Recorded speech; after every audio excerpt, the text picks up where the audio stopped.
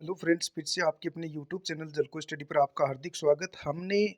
हम पढ़ रहे थे संप्रदाय। ये अपना पार्ट सेकंड है और इसमें अपन नाथ संप्रदाय तक आ चुके हैं। अब अपन नाथ संप्रदाय से इसको स्टार्ट करेंगे।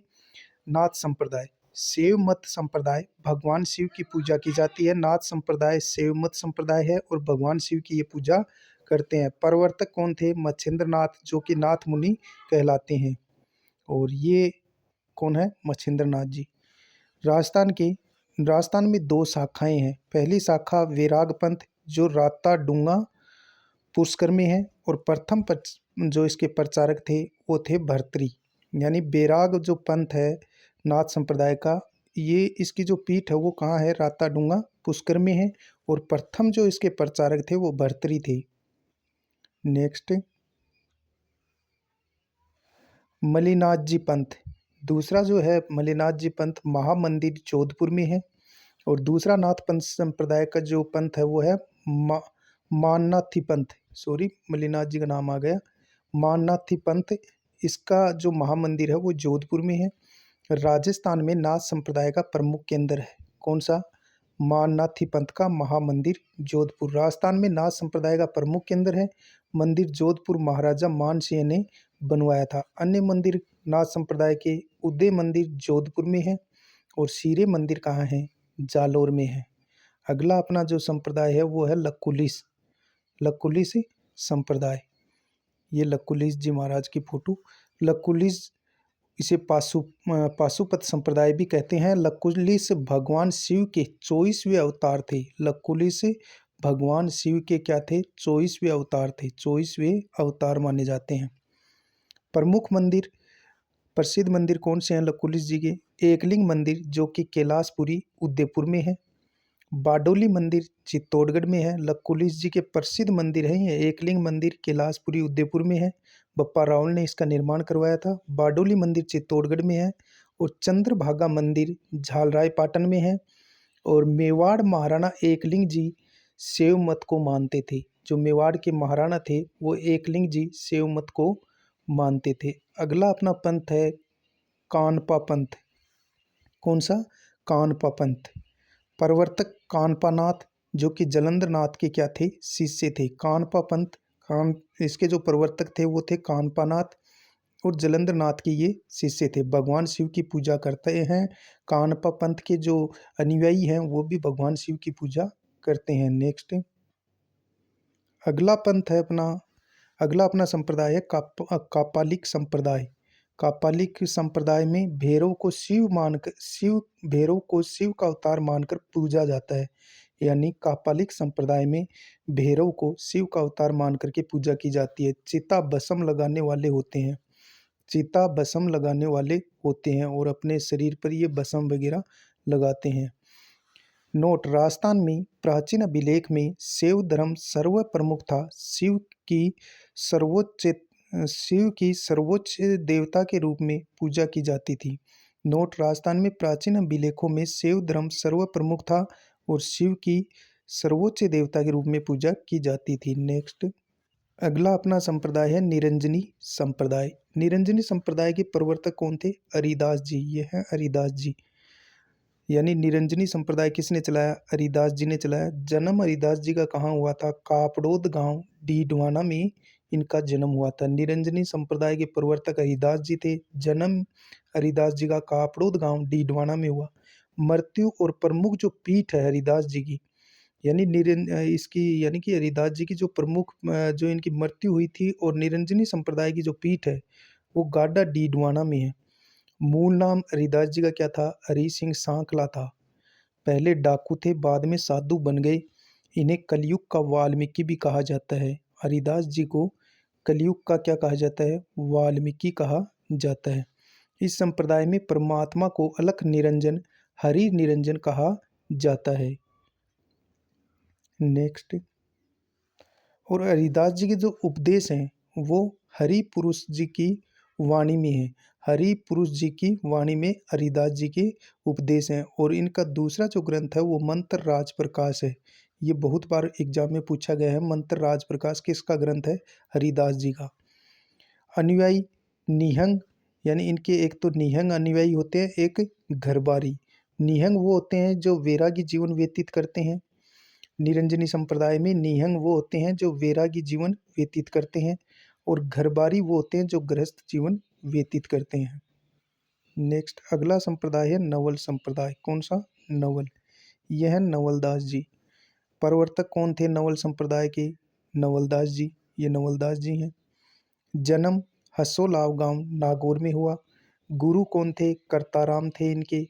नवलदास जी ने नवल संप्रदाय चलाया। इनका जन्म हसोलाव गांव नागौर में हुआ था। गुरु करताराम थे। और नवल संप्रदाय की प्रमुख पीठ कहाँ है? जोधपुर में है। ग्रंथ नवलेश्वर अनुभववाणी। नवलदास जी का प्रमुख ग्रंथ कौन सा है? नवलेश्वर अनुभववाणी। अगला अपना संप्रदाय है गुद्दड़ संप्रदाय। कौन सा? गुद्दड़ संप्रदाय। गुद्दड़ संप्रदाय, इसके प्रवर्तक कौन थे? संत दास जी थे। गुद्दड़ संप्रदाय के प्रवर्तक संत दास जी थे। संत दास जी गुदड़ी से बने कपड़े पहनते थे। प्रमुख पीठ दांतड़ा शाहपुरा में है। गुद्दड़ संप्रदाय की प्रमुख पीठ पूछी जाए तो कहाँ है? दांतड़ा शाहपुरा में है।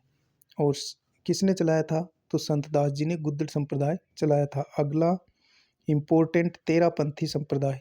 तेरापंथी संप्रदाय जैन धर्म की श्वेतांबर शाखा की से इसका उद्भव हुआ। और श्वेतांबर यानी श्वेत जो वस्त्र धारण करते हैं वो जैन धर्म में तेरापंथी जैन धर्म की श्वेतांबर शाखा से उद्भव उद्भव हुआ।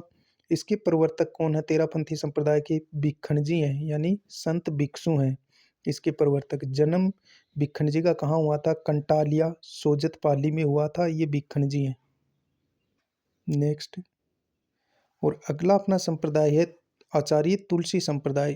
तुलसी जी का जन्म कहाँ हुआ था? आचार्य तुलसी का लाडनू डीडवाना कुचामन में हुआ। यह है आचार्य तुलसी।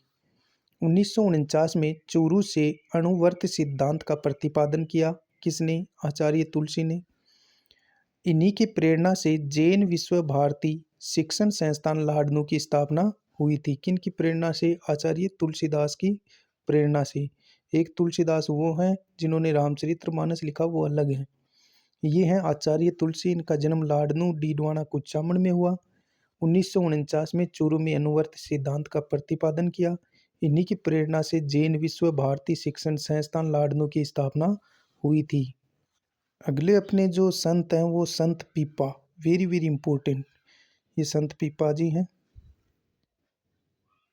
संत पीपा मूल नाम क्या था? प्रताप सिंह है खिंची था। संत पीपा का मूल नाम क्या था? प्रताप सिंह है। गागरोन के शासक थे संत पीपा। संत पीपा के गुरु का नाम रामानंद जी था। दर्जी समुदाय के आराध्य देवता हैं कौन? संत पीपा। संत पीपा का जो मंदिर है वो समदड़ी बालोतरा में है। और संत पीपा की गुफा टोडा राय सिंह टोंक में है। वर्तमान में केकड़ी में आ गई, तो गुफा टोडा केकड़ी में है। और छतरी गागरोन झालावाड़ में है। संत पीपा का मंदिर समदड़ी बालोतरा में है, गुफा टोडा केकड़ी में है, और छतरी गागरोन झालावाड़ में है। संत पीपा का मूल नाम प्रताप सिंह था। गागरोन के शासक थे। गुरु रामानंद थे। दर्जी समुदाय के ये आराध्य देवता हैं। मंदिर संत पीपा का समदड़ी बाड़मेर बालोतरा में है, गुफा टोडा केकड़ी में है, और छतरी गागरोन झालावाड़ में है। रामानंद जी से शिक्षा प्राप्त कर राज्य का त्याग कर दिया था किसने? संत पीपा ने। संत पीपा की पत्नी का नाम था सीता। संत पीपा ने भक्ति को मोक्ष प्राप्ति का साधन बताया। भक्ति को क्या बताया? मोक्ष प्राप्ति का साधन। अगला अगले अपने जो संत हैं वो हैं संत धन्ना। ये थे संत धन्ना जो कि जाट थे। जन्म कहाँ हुआ था संत धन्ना का? धुवन टोंक में 1415 ईस्वी को जाट परिवार में हुआ। इनका जन्म धुवन टोंक 1415 में जाट परिवार में हुआ था संत धन्ना का। रामानंद के शिष्य थे ये संत पीपा की तरह। संत पीपा और धन्ना किसके शिष्य थे? रामानंद की। राजस्थान छोड़कर बनारस चले गए थे कौन? संत धन्ना। हठपूर्वक भगवान कृष्ण की मूर्ति को भोजन करवाया था किसने? धन्ना ने। मेला कहाँ लगता है? धुवन गांव टोंक में इनका मेला लगता है संत धन्ना का। राजस्थान में भक्ति आंदोलन के प्रवर्तक कौन माने जाते हैं? संत धन्ना। अगले जो अपने हैं वो हैं संत मावजी। कौन? संत मावजी। ये संत मावजी हैं। संत मावजी इनका जन्म सावला गांव डूंगरपुर में हुआ था। वागड़ का धनी कहते हैं। संत मावजी का जन्म सावला गांव डूंगरपुर में हुआ। वागड़ का धनी कहते हैं। निष्कलंक संप्रदाय के प्रवर्तक माने जाते हैं कौन? संत मावजी। निष्कलंक संप्रदाय इन्होंने चलाया था। जन्म सावला गांव डूंगरपुर। वागड़ के धनी के नाम से जाने जाते हैं संत मावजी, और निष्कलंक संप्रदाय के प्रवर्तक माने जाते हैं। निष्कलंक संप्रदाय की प्रमुख पीठ सावला गांव में है। सावला गांव डूंगरपुर में है। सोम माही जाखम नदियों के त्रिवेणी संगम पर वेणेश्वर धाम की स्थापना की, जहां खंडित शिवलिंग की पूजा होती है। संत मावजी को यहाँ ज्ञान की प्राप्ति हुई थी। संत मावजी भगवान कृष्ण का रूप धारण कर गाय चराते थे। इनके अनुयायी इनको भगवान विष्णु का 10वां अवतार यानी कली का अवतार मानते हैं। भीलों में सुधार के लिए लसाड़िया आंदोलन चलाया संत मावजी ने। भीलों में सुधार के लिए कौन सा आंदोलन चलाया पूछा गया है? लसाड़िया आंदोलन। किसने चलाया? संत मावजी ने। इन्होंने 5 बड़े ग्रंथों की रचना की। ये ग्रंथ चोपड़ा कहलाते हैं। ये ग्रंथ दीपावली के दिन बाहर निकाले जाते हैं। वाद विवाद शैली में लिखे गए हैं। नोट: वागड़ का धनी पूछा जाए तो हजरत शक्कर बाबा पीर है। अगले संत हैं भक्त कवि दुर्लभ। ये हैं भक्त कवि दुर्लभ। जन्म कार्य क्षेत्र इनका वागड़ रहा। कृष्ण भक्ति में उपदेश दिए किसने? कवि भक्त दुर्लभ जी ने। ये कवि भक्त दुर्लभ जी हैं। इनका कार्य क्षेत्र वागड़ रहा। कृष्ण भक्ति में इन्होंने क्या दिए? उपदेश दिए थे। राजस्थान का नरसिंह है कहा जाता है किसको? भक्त कवि दुर्लभ को। इसको आप याद रखेंगे। नेक्स्ट, अगली जो अपनी जो संत वो है मीराबाई। मीराबाई मीराबाई के बारे में हर एग्जाम में क्वेश्चन आते ही रहते हैं, तो वेरी वेरी इंपॉर्टेंट। राजस्थान की मीरा कहते हैं मीराबाई को। इनका जन्म 1498 को कुड़की ब्यावर, कुड़की कई बुकों में पाली भी आता है, कुड़की ब्यावर में हुआ था, लेकिन कुड़की पाली में ही है। तो कुड़की पाली में 1498 को इनका जन्म हुआ था। बचपन का नाम बहुत बार पूछा जाता है, पेम्मल था। मीरा के बचपन का नाम क्या था? पेम्मल। पिता का नाम रतन सिंह राठौड़ था, जो बाजोली के जागीरदार थे। माता कसूब कंवर थी। मीरा की माता का क्या नाम था? कसूब कंवर। ये मीराबाई है। एक तारा हाथ में रखती थी। लालन पालन मीराबाई के दादाजी राव दूधा ने किया, जो मेड़ता के शासक थे। संप्रदाय दासी पंथ, मीरा दासी संप्रदाय इसने चलाया। विवाह मीरा का किससे हुआ था? राणा सांगा के बड़े पुत्र भोजराज के साथ 1516 में भोजराज के साथ इसका विवाह हुआ था। किसका? मीराबाई का। भोजराज के निधन होने पर मीराबाई कृष्ण भक्ति में रहने लगी थी। विक्रमादित्य ने मीरा को जहर देना, सांप से कटवाना, प्रताड़ित करने का प्रयास किया। गुरु पूछा जाए तो मीराबाई के गुरु कौन थे? संत रेसदास। और इनकी छत्री कहाँ है? चित्तौड़गढ़ दुर्ग में। धार्मिक गुरु कौन थे? गाजाधर गुज्जर गौड़। मीरा के धार्मिक गुरु कौन थे? गाजाधर गुज्जर गौड़। मीराबाई का अंतिम समय द्वारिका के रणछोड़ मंदिर गुजरात में बीता। इसी मंदिर में विलीन हो गई थी। कौन? मीराबाई। अंतिम समय ये रणछोड़ मंदिर में चली गई थी, वहीं कहते हैं कि मीराबाई विलीन हो गई थी। इनकी भक्ति का भाव दाम्पत्य भाव या माधुर्य भाव कहलाता है। भक्ति मीरा की दाम्पत्य भाव और माधुर्य भाव की थी। अब पढ़ेंगे मीरा की प्रमुख रचनाएं कौन कौन सी हैं। मीरा की रचनाएं, पदावली प्रमुख है। मीराबाई की प्रसिद्ध रचनाएं, पदावली मीराबाई की कविता है।